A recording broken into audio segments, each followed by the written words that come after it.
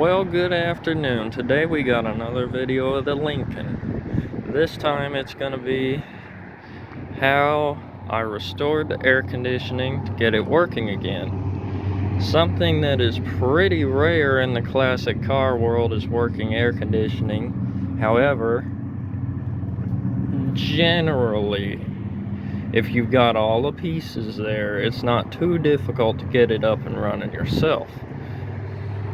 The thing is, if you were to take anything like this to a shop to get it fixed, if you could get them to do it, it would be thousands of dollars for no reason really. And most of the time you can't even get shops to touch anything like this. Anything R12 they want nothing to do with. It's easier for them to just turn you away anyway, so you're better off doing it yourself in the first place.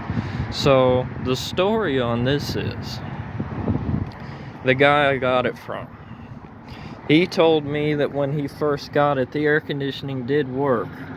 However, the bearing in the front of the compressor was steadily getting louder and louder and louder. It was still cold, but it was making a heck of a racket, and he ended up just cutting the belt off.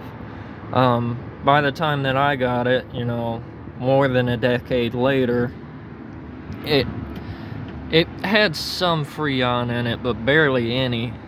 And so I got a new compressor here, brand spanking new. Well, remanufactured. They don't make them new.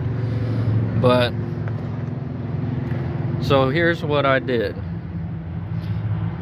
to take the old compressor off, and I'm sure this is specifically this Lincoln, but I'm sure it works for just about anything that has this General Motors A6 compressor here. There are 3 bolts on the front, one here, one in this corner, and one in this corner over here. You take those out. There are 2 more bolts, one there. Well, not that one. There's 2 more bolted to the back of the compressor. You see one there and one on the other side back there. You take those out. These air conditioning lines, now you want to make sure you take all the Freon out before you go opening things up, because there's a lot of pressure in there, and if you just open it, I've never heard of anybody dying from it, but I'm sure you could either cause damage or something like that. I don't know, I've never done it, but just make sure you take the Freon out before you go opening things up. This line comes off just with the bolt in the center there. There's 2 big O-rings sandwiched between the compressor and this block thing that the lines go into. I always wondered, I always thought there'd be some kind of gasket or something, but no, it's just 2 O-rings. But anyways, you're best off replacing all the O-rings with new green ones. The green ones are higher density, and they hold the Freon in better than the old kind. Or at least that's what I'm told. You never do know. But, so you want to replace the O-rings here. Here. All the way over here on the other side. There's an O-ring there. There are O-rings on each side of this tube. These are a pain to get off, but you want to replace them all. There are some in the fittings for this expansion valve. Really, you're better off just replacing this expansion valve anyway. If you've already got everything open, you might as well. And I can't really show it to you, but back behind this grill, well, maybe I can get underneath and show you. There you go. Up under here is the, oh, what's it called? It's a receiver dryer. And what that does is it pulls moisture out of the air conditioning, well, out of the Freon, much like those silica packs that come in brand new things. It's literally the same thing, but just built into a canister. You want to replace that every time you open the system for any reason, because moisture will murder this system. And that's what happened in the first place. When I took it apart, it was pretty apparent there was quite a bit of corrosion from moisture in the system, and more than likely it had a slow leak, and they kept putting Freon in and keep putting it in and keep putting it in, and eventually the moisture builds up to a point where it starts causing damage. And so anyways, I put the new compressor in.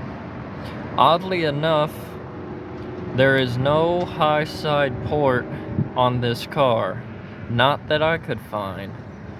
So you only have a low side service port to add Freon, but no high side. I thought that was the strangest thing. One other thing to note, there was a valve, not a valve, a sensor of some kind on the back of the old compressor, and there was a wire that attached to it, and the new one does not have that. I still have the wire from the wiring harness, but the new compressor doesn't have something to hook it to. And when I got it all back together and charged and everything, I could not get the clutch to engage for any reason. And it turns out that that's what it was. What I ended up doing was undoing one of these bolts back here. It's just a ground, and I believe what it was a too high pressure switch. So I ended up just having to ground the wire somewhere on the engine, because there was no connector for it on this new compressor. Now, once you wrangle the compressor in here and you've replaced all the O-rings, the very last thing you want to do is put the new receiver dryer on. And then here is the low side service port here. On the station wagon, it also had a high side service port over here by the expansion valve. This one does not have that. I could not find a high side port anywhere. Now, so you take a set of manifold air conditioning gauges, you tie them in here, and you rent a vacuum pump from an auto parts store. You want to vacuum pump it because, one, if you have a leak, vacuuming down doesn't cost anything. Freon does cost something, and you don't want to leak it all out. Two, you want to vacuum it down because, again, moisture in the system, when you vacuum it, it pulls all of that out, and all the air and all that. And something to do with the vacuum, it goes down around -30, whatever the measurement is, and it boils off any moisture that's in there and makes sure that everything is good to put your Freon in. One very important thing I forgot to mention, especially if you have a failure like I did, where the compressor is no good, you want to make sure everything in there is spotlessly clean. What I did was, when I had everything apart, all the fittings, where I was replacing O-rings and everything, I shot brake cleaner through all the parts, blew it out with compressed air, and then poured alcohol, denatured alcohol or something like that, down through everything and blew it back out, make sure it was clear. It's easiest like when you do this part that has the condenser, I believe. Yes, I believe that's the condenser in front of the radiator. It's easiest if you hook a rubber hose to one side into a bucket or something and pour it in the top side and then blow it out that way. It's fairly clean that way. There was a lot of junk that came out of this, so I'm very glad that I did that. And so once you vacuumed it down and everything, you close off the ports on your air conditioning gauges and turn the pump off.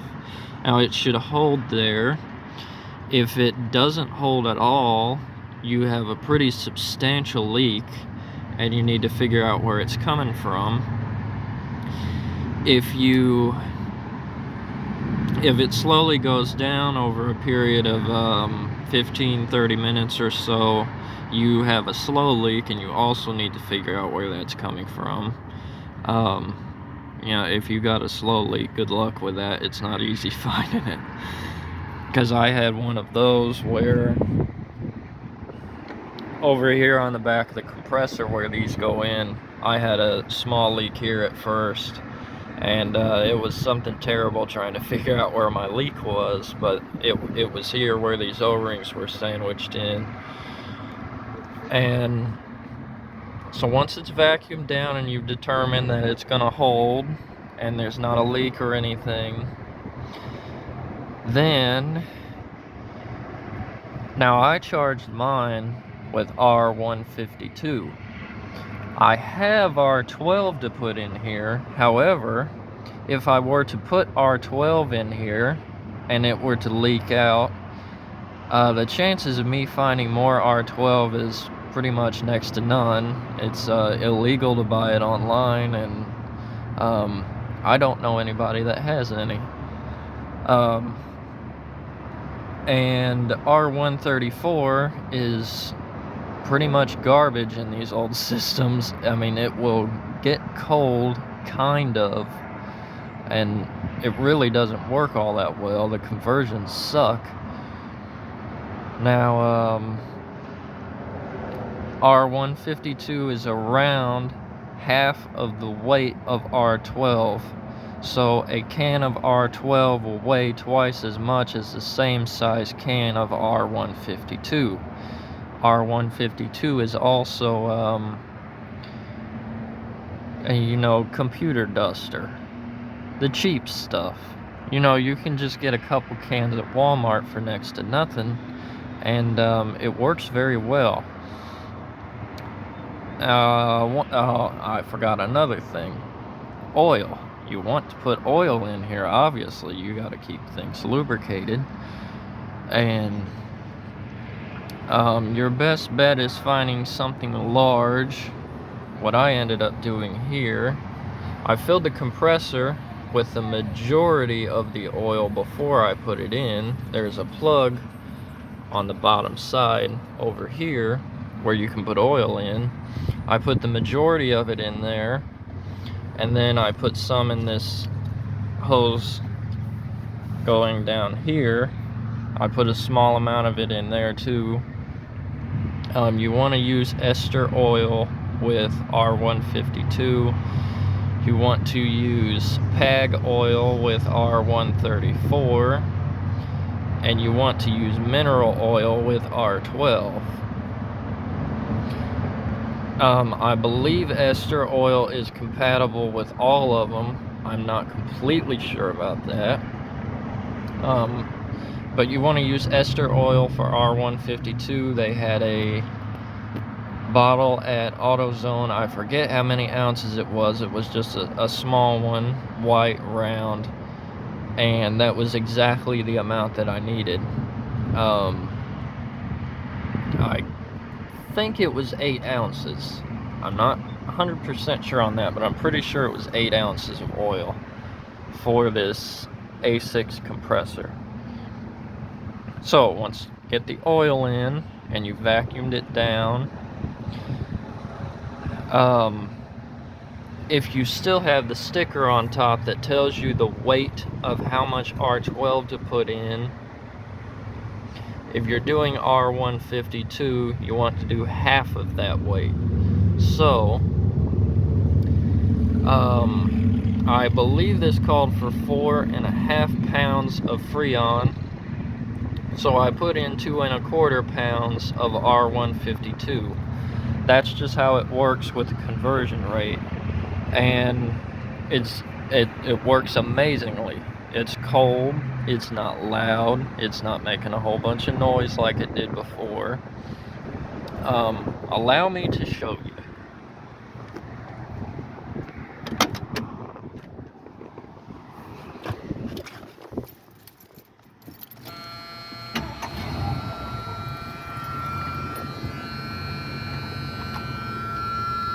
Turn the air conditioning on.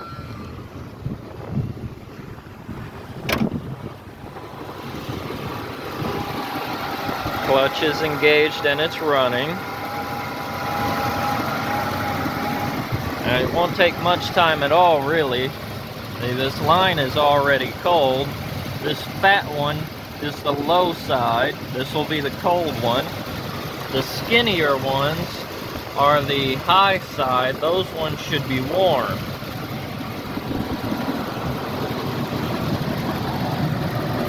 Now if I talk long enough, and I'm sure that will happen, this line will start freezing up.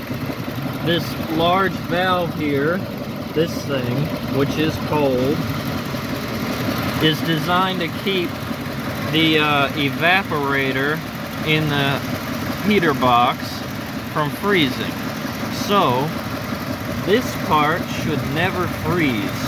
You should never see frost on here, but anything after this valve, probably about halfway through, I think it's like right here is the line, anything after that can frost up, but anything before it should not. And if it is frosting up over here, then your valve is not working properly. The expansion valve also does a similar job of maintaining pressure, but this one keeps it from freezing, because if it freezes, then you'll end up having ice build up in the heater box.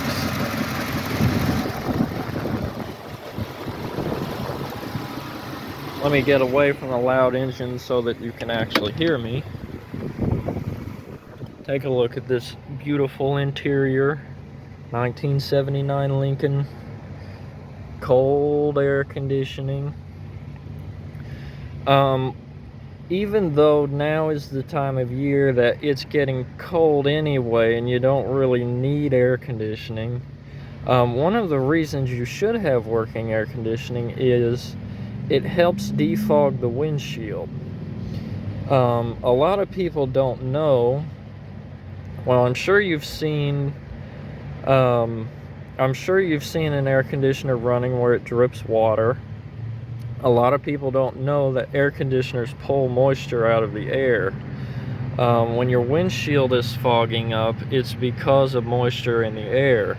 So when you turn the defogger on, and I believe defrost in the wintertime, when you're trying to defog the windshield, you want the air conditioning on because it pulls moisture out of the air, and it is putting dried, conditioned air on your windshield instead of just basic outside air, and it will defog it much quicker because you're giving it dry air. So even in the winter time, air conditioning is still useful. Now that line ought to be frosted up by now.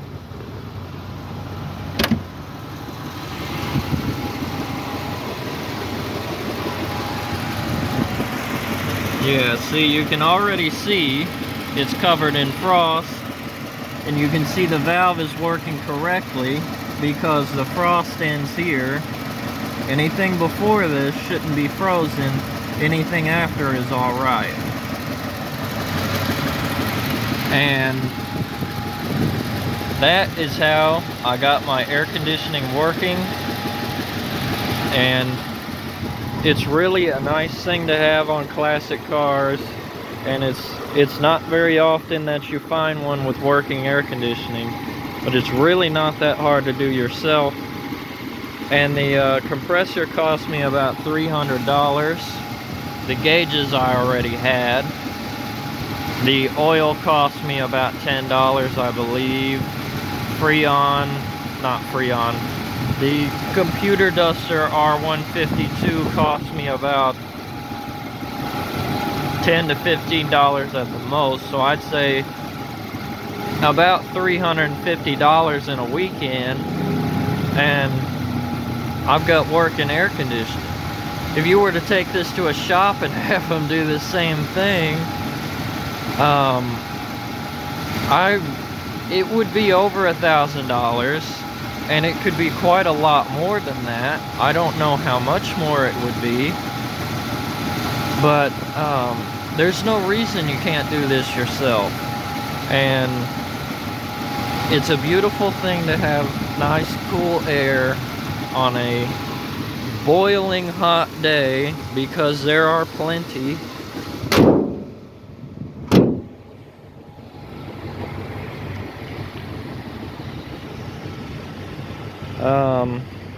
And thank you for watching, guys. I will be doing more videos of this Lincoln and showing how I do things, how I fix stuff on this car, the adventure of getting everything working. I will probably do a video of what to look for when you are buying a classic car. What things to do after you get a classic car. The first things you should do to make sure that it's roadworthy, and to make sure that you aren't going to prematurely wear anything by taking a car that's been sitting and putting it back on the road. And how to maintain them. You know, that's what I'm good at. I'm good at engine work and maintenance and taking good care of these cars the way that they should be taken care of, but most people don't. After they sit a long time and you put them back on the road, everything will start leaking. I'm not joking. Everything under the sun will start leaking at some point, and you have to be prepared for that. When you've been through it a couple times, you know what to look for. So I'll do a couple videos on that and show you guys what you need to know and how to get everything going on your car. If there's anything specific you'd like me to do a video on, please let me know. You know, put a comment down there and say what you're looking for, and I'll see if I can help you out in any way. Thank you for watching, and I hope this helps somebody get their air conditioning working again. And I'll see you next time.